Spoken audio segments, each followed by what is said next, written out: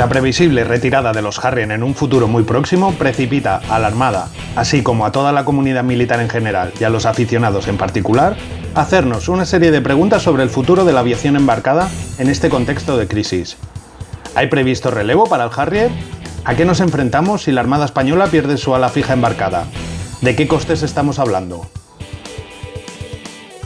Voy a explicar resumidamente el coste de esta hipotética adquisición, de la situación general de la flotilla de aeronaves, qué capacidades perdería la Armada Española si no adquiere el F-35B y deja morir el ala fija de que dispone hoy, así como las capacidades que se ganarían con un caza de este calibre, porque señores, no soy ningún hater del avión estadounidense, todo lo contrario.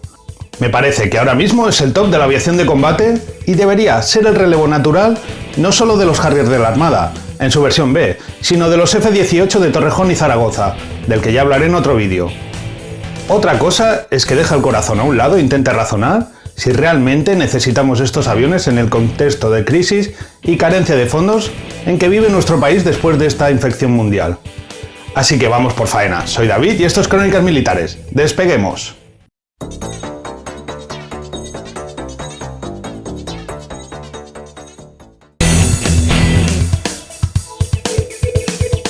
Desde su nacimiento, el F-35 se ha convertido en el proyecto militar más caro de la historia y el más polémico con diferencia. El Joint Strike Fighter de Lockheed Martin es un cazabombardero revolucionario que guarda pocas similitudes con sus predecesores, pero a un precio desorbitado, más de 400.000 millones de dólares para su desarrollo, el doble de lo presupuestado inicialmente por el Departamento de Defensa de Estados Unidos. En su momento, un auténtico dolor de cabeza para el Pentágono, pero que poco a poco va desplegándose por todo el mundo. Sin duda un avión tecnológicamente impresionante, que podría aportar un salto cualitativo a la Armada Española y a su flotilla de aeronaves de ala fija. Pero antes de sumergirnos en ello, vamos a hacer un poco de historia. España dispone de ala fija embarcada desde 1976, cuando entraron en servicio los primeros AV-8S Harrier. Fue un buen comienzo, con limitaciones, pero en definitiva un buen comienzo para la aventura que era disponer de aviación de combate embarcada. Unos años después se produjo un gran salto hacia adelante con la incorporación del portaaeronaves Príncipe de Asturias y la entrada en servicio de los AV-8B y AV-8B Plus, que llevó a la Armada Española a conseguir todavía más un reconocido prestigio por ser una de las pocas marinas en el contexto mundial que operaba aviación embarcada. El buque de proyección estratégica LHD Juan Carlos I ha conseguido mantener la capacidad de operar estos aviones después de la triste retirada del Príncipe de Asturias. Aunque no fue concebido exclusivamente para este fin, se buscó la polivalencia para todo tipo de escenarios, desde proyectar la fuerza, a hospital improvisado, colaboración en catástrofes humanitarias y como buque anfibio, que es su principal cometido, así como un largo etcétera. Un papel mucho más vendible de cara a los políticos y a la opinión pública española. ¿Pero de qué capacidades dispone la Armada hoy y qué perderíamos si dejamos morir a la flotilla de aeronaves de ala fija? Vamos a verlas. Una de las primeras capacidades que se perderían es el poder atacar a otra flota u objetivo enemigo más allá del rango visual, y la disuasión que aporta el disponer de una fuerza que puede llevar el combate a muy larga distancia. También perderíamos el apoyo aéreo necesario tanto a la infantería de marina en operaciones anfibias como al resto de medios navales de superficie a grandes distancias de nuestras costas, así como el control del entorno marítimo o control del mar. Pero sobre todo, la capacidad de disuasión que genera un buque de estas características y sus escoltas o grupo de combate. Hay que tener en cuenta que si perdemos la capacidad de operar aviones embarcados para recuperar todo el entrenamiento, desde el primer piloto hasta el último mecánico, nos costaría una imposible inversión de tiempo y recursos económicos. Es muy complicado que en el futuro pudiéramos recuperarla. Y no solo eso, como señala acertadamente Federico Supervielle en su reciente artículo en la Revista General de Marina, las implicaciones de todo este asunto irían mucho más allá, pues la Armada tendría que cambiar su doctrina para operar sin portaaviones, algo que afecta a otros buques y unidades. Algunos apuestan por el uso de drones desde el Juan Carlos I, como alternativa a la compra de este avión estadounidense. Parece que Turquía está investigando la materia después de su expulsión del programa F-35. Pero al margen de rabietas y propaganda turca, el uso de drones no sustituye las capacidades de una ala aérea embarcada, ni mucho menos. Y seamos realistas, el uso de drones está muy verde en la actualidad. En un campo de batalla moderno, con marinas o ejércitos preparados, utilizando contramedidas electrónicas, probablemente su uso sería muy limitado. Queda claro que la única alternativa a los Harrier es el F-35B. Por todo ello, el aspecto económico es importantísimo, por no decir que es una de las dos claves de esta improbable compra hoy. En 5 años no lo podemos saber, así que vamos a analizar mínimamente estos aspectos. Pero vamos a centrarnos en el asunto que nos pertoca hoy, que es el polémico avión estadounidense. Lo primero que hay que decir es que existen 3 versiones del pájaro norteamericano, la Alfa, la Beta y la Charlie, A, B, C. Cada una es diferente. La versión A es para la Fuerza Aérea estadounidense, digamos que es la versión normal de un caza operado desde bases aéreas, sustituto natural del F-15 y el F-16. La versión C se diseñó para operar en los portaaviones estadounidenses, con mayor envergadura para un mayor alcance, así como sistemas propios para operar desde los portaaviones. La versión B, que es la que nos interesa, es la que tiene capacidad de despegue corto y aterrizaje vertical, mucho más complejo y caro de operar que las otras 2 versiones, diseñado para los marines y la única alternativa que existe para sustituir a los Harrier. Cada variante es muy diferente, aunque no lo parezca. Son 3 aviones completamente distintos. No existe nada más en todo el mundo. Nada, negativo no. No hay otra posibilidad, olvidaos de otras opciones. No disponemos de catapultas ni de otros sistemas. No hay otro avión ahora mismo que se adapte al buque de asalto anfibio Juan Carlos I. No lo hay, negativo, olvidadlo. Aparte de las capacidades de que disponemos en la actualidad con los AV-8B+, ¿qué aportaría un cazabombardero como el F-35B a la Armada Española y a la defensa de España? Voy a hacer un repaso. Lo primero que tenemos que tener en cuenta es que el F-35B es principalmente un avión de ataque al suelo, aunque obviamente puede desarrollar otro tipo de misiones como pueden ser las misiones aire-aire. Así que ganaríamos un cazabombardero penetrador de defensas enemigas gracias a su capacidad stealth, o también llamada de baja observabilidad, que en su configuración limpia, con el armamento dentro de la bodega interna, tiene menos firma radar que un pájaro. Un cazabombardero supersónico muy superior a los Harrier en todos los sentidos, tanto en alcance como en velocidad, trepada, techo operacional o capacidad de carga.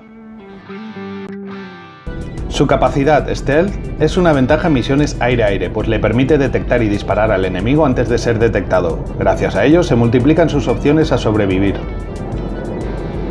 El moderno pájaro norteamericano es ya de por sí un avión de guerra electrónica, pues tiene la capacidad de perturbar los radares enemigos. Pero su mayor característica es la conciencia situacional que aporta el piloto. Su capacidad de mando y control proporciona un dominio del entorno operativo que no se dispone en ningún otro avión de combate en la actualidad. Sin duda son capacidades que de disponerlas llevarían a otro nivel a la Armada Española, muy por encima de otras flotas navales de su entorno. Ganaríamos una disuasión que no hay dinero que lo pueda pagar, pero también estaríamos muy limitados por la posible cifra que se baraja para una compra, que es de 12 unidades. Siendo realistas, esta cifra es muy mínima. Para poder operar con ciertas garantías, menos de 12 aviones, mejor dejarlo y pensar en otras cosas. La realidad es que no disponemos de fondos en el contexto actual.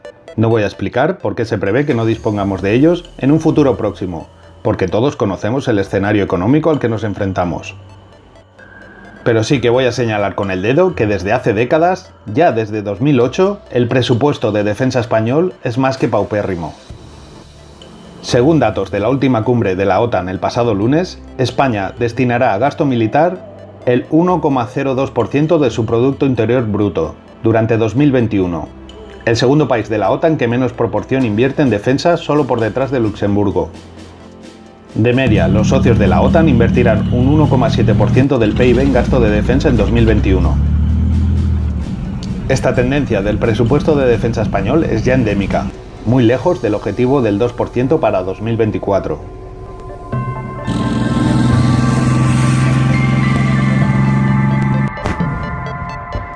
Muy bien, señores, hasta ahora hemos visto los pros de comprar un aparato de estas características. Pero vamos con los argumentos en contra de una adquisición de tal magnitud. El costo mantenimiento es prohibitivo. En base a las últimas ofertas de compra se calcula que el costo por unidad del F-35B rondaría entre los 180 y 200 millones, teniendo en cuenta que la versión de despegue vertical es significativamente más cara que las versiones A o C.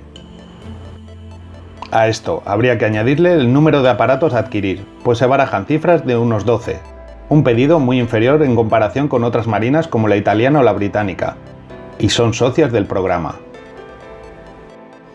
Este hecho aumentaría indudablemente el precio total. 12 aparatos costarían aproximadamente entre 2.300 y 2.600 millones. El costo de estos pájaros puede variar sensiblemente según los complementos que se soliciten. Otro gran problema es el retraso en la entrega del pedido que se haga. No parece probable que si este año o el que viene se tomara la decisión de comprar el aparato norteamericano, pudiera estar plenamente operativo a finales de esta década o principios de la que viene. El elevado coste unitario está empujando a diversas marinas y a Estados Unidos a reducir los pedidos de aeronaves iniciales, o como en el caso norteamericano, a mantener sus actuales aparatos en servicio o directamente comprar nuevas versiones de los mismos, como es el caso del F-15EX del que se van a adquirir 144 unidades. El Pentágono también está llevando a cabo una fuerte reestructuración del Cuerpo de Marines de los Estados Unidos, principal usuario del F-35B. El portavoz de la Fuerza Aérea de los Estados Unidos manifestó que si no se reconduce el coste de operación automáticamente reducirán el número de pedidos.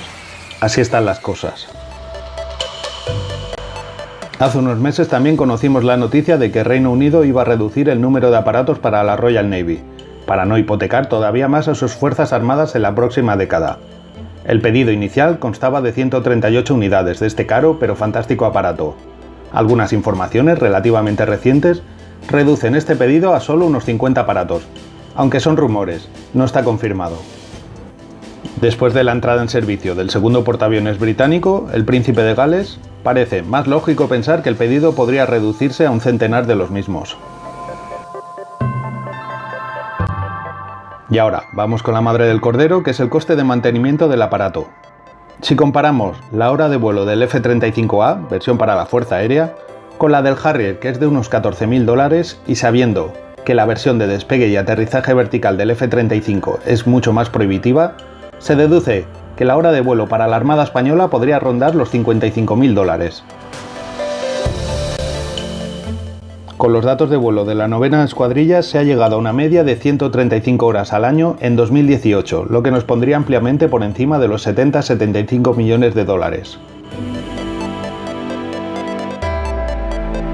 Hasta hace pocos años la Armada disponía de 6 submarinos operativos, que han ido causando baja. Actualmente España dispone de solo 2 submarinos, uno de ellos no se ha dado de baja por no perder la capacidad submarina, pero no está en condiciones operativas normales, y el otro es el magnífico S-80 Plus, que todavía tardará mínimo un año en estar plenamente operativo. El retraso en el programa se puede achacar principalmente a la compañía española Navantia, pero también a la falta de previsión de las autoridades españolas. En el momento en que estén operativos todas las nuevas unidades de la Armada, dispondremos de tan solo 4 submarinos, 2 menos que hasta ahora. Si lo comparamos con marinas de otras naciones similares de nuestro entorno y de la OTAN, observaremos que somos los que menos unidades disponemos, cuando el submarino es uno de los principales activos de una armada moderna. De todos es conocido la importancia que tuvieron submarinos como el Conqueror en las operaciones de las Malvinas. El año que viene, previsiblemente, se van a dar de baja los 3 P-3 Orion que todavía están operativos en el Ejército del Aire después de muchos años vigilando nuestras costas y de la aceleración del desgaste producido en las células de los mismos operando durante los últimos años desde varios países africanos. Esto significa que nos quedamos sin aviones de patrulla marítima, sin un recambio claro en el horizonte, aunque se está barajando la posibilidad de adaptar algunos C-295 a esta misión muy inferiores en capacidades a los P-3, de forma transitoria hasta la llegada de no se sabe qué proyecto europeo. Obviamente, ni qué decir que no se toma ni siquiera como opción la compra de los flamantes aviones estadounidenses P-8 Poseidón, por cuestiones presupuestarias y políticas, de las que hablaré en la última parte de este vídeo. que está sucediendo con los helicópteros antisubmarinos de la Armada ante el retraso de los NH-90 en su versión navalizada, del que se pretenden adquirir 5 unidades en su versión antisubmarina o NFH. La entrada del primero en servicio se calcula que no sería antes de 2035 y tampoco está confirmado. Al margen de todos estos problemas que están apareciendo en otras marinas como la corrosión acelerada. O qué decir de la retirada de los viejos pero insustituibles SH-3D Sea King en la Armada desde 1966, utilizados para la lucha antisubmarina primero, gracias a su sonar calable, y posteriormente desprovistos de estos equipos transformándose en helicópteros de transporte. O la también baja del sonar Tactas de las fragatas F-80, pues nos deja en un panorama más que sombrío. Preveyendo esta hecatombe de bajas, se han adquirido 8 SH-60F de segunda mano para tareas de transporte, de los que solo han entrado en servicio 2. Como suele suceder, esto nos empuja a la compra de otros 8 MH-60R procedentes de excedentes de la US Navy, para poder disponer de una mínima capacidad de guerra antisubmarina y de superficie, pero todo ello pendiente de la decisión política, con un costo de unos 400 millones de dólares. Pensemos que estamos hablando de 15 años vista para la entrada en servicio del primer NH-90 navalizado. La flotilla de aeronaves y en general la Armada está pasando por uno de sus momentos más críticos, debido a que la gran mayoría de su material está al límite de su vida útil. Esto sucede por la falta de inversión y también por la falta de previsión desde las instancias políticas, pero quizá también la Armada debería hacer un poco de autocrítica y reflexionar el por qué no se ha conseguido vender, y lo digo entrecomillado, a las autoridades civiles la necesidad imperiosa de la renovación de estas capacidades vitales para el control de nuestras costas. No hay voluntad política. En mi opinión, este es el principal problema. La madre del cordero, como decimos en España, muy por delante de los problemas presupuestarios o económicos. Con la excusa o la razón de ser independientes en nuestra política exterior y de defensa, y el retorno industrial, España se ha volcado en todos los programas de armas europeos desde hace ya 2 décadas. Sobre el papel, esta decisión era lógica hace 20-25 años, viendo cómo se desplegaba políticamente la Unión Europea. Entonces las ventajas eran innumerables: mayor independencia, nuestra industria nacional salía reforzada, colaboración con otros socios de la Unión Europea, interdependencia, adquisición de tecnología, empleos para nuestros técnicos y trabajadores cualificados, etcétera, etcétera, etcétera, y unos programas militares a la vanguardia mundial. Pero todo esto ha degenerado. Ahora el consorcio europeo ha crecido y como tal tiene las mismas prácticas o parecidas que otros consorcios industriales como pueden ser los norteamericanos. Unos lo llaman influencia, otros incluso lo podrían tachar de chantaje sobre los estados. Pone muy por delante los intereses de estas empresas antes que la defensa o soberanía de la nación. En cambio, los países fuertes influyen también en las decisiones de estos consorcios, orientándolos hacia los intereses que les son propios.